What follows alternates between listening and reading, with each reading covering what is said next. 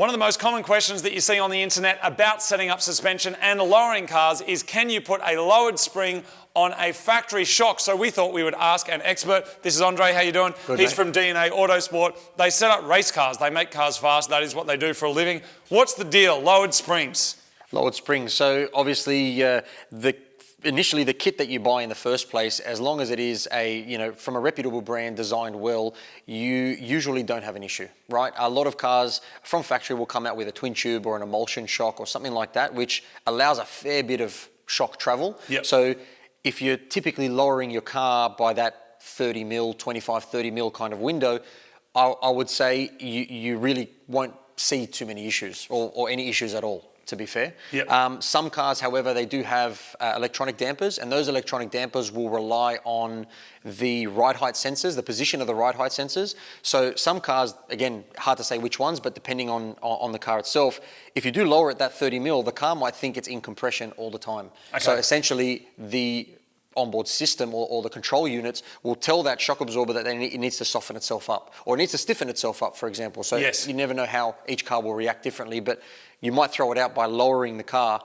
and moving that ride height sensor out of whack. And when it's running in that softer mode, I know we're talking about like Mark 7 Golfs, that being a thing, because the standard, Yeah. that's the Mark 7 GTI starter kit, is remove your resonator and put some lowered springs in, like 40 mil, 45 mil or whatever. Yeah. But if the car's lowered and the sensors are going, hey, it's low and it's running soft, because you hear a lot of people saying it rides even more comfy than factory. It's not that it's riding more comfortable, it's that it's riding in error. In a way. Correct, yeah. So the car essentially thinks it's in a state that it's not in, which is completely at a 25 mil. It's hit a bump that's compressed everything 25 mil. Yep. So the signals have gone to the shock to say, hey, we're in bump, let's soften off a little bit. And so essentially, yeah, it would add a bit of road compliance and a little bit more street comfort. Yep. But yes, it's because the shock is running in a different state to what it thinks when it thinks it's at ride height. Got it. So let's take this to the next evolution then. Someone comes to you with a Mark 7 Golf R, Mark 8 Golf R, whatever, and they go, I want to set it up as like a really fast track car, a dedicated track car.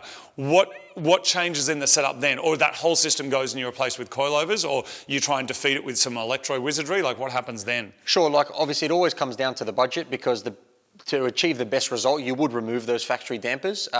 Like I mentioned with these here, the construction can limit them on its own, so it's not just the valving. However, let's say we were to use it, we would put, let's say, a DSC Sport controller in there, which can modify the signals that are actually going to those shocks. Yeah, okay. So we can stiffen them a little bit further, still within the window that they can operate, but outside the window that the factory computer allows them to go. So the valving is still there, it's still able to be used, we just let it get there. Aside from that, yes, we would usually remove those and either buy a set of dampers for that, manipulate the valving, or change the spring rates, whatever the case may be. And sky's the limit. Exactly. Andre, thank you very much. Cheers. Thanks. Andre from DNA Autosport. It is the question that everybody wants to know. How far can they lower their car? There's the answer, hopefully some of the answer, but obviously do some research around what kind of car you have, your specific application. And if you need to, go chat with someone who knows more about it than you do. In our case, that's him.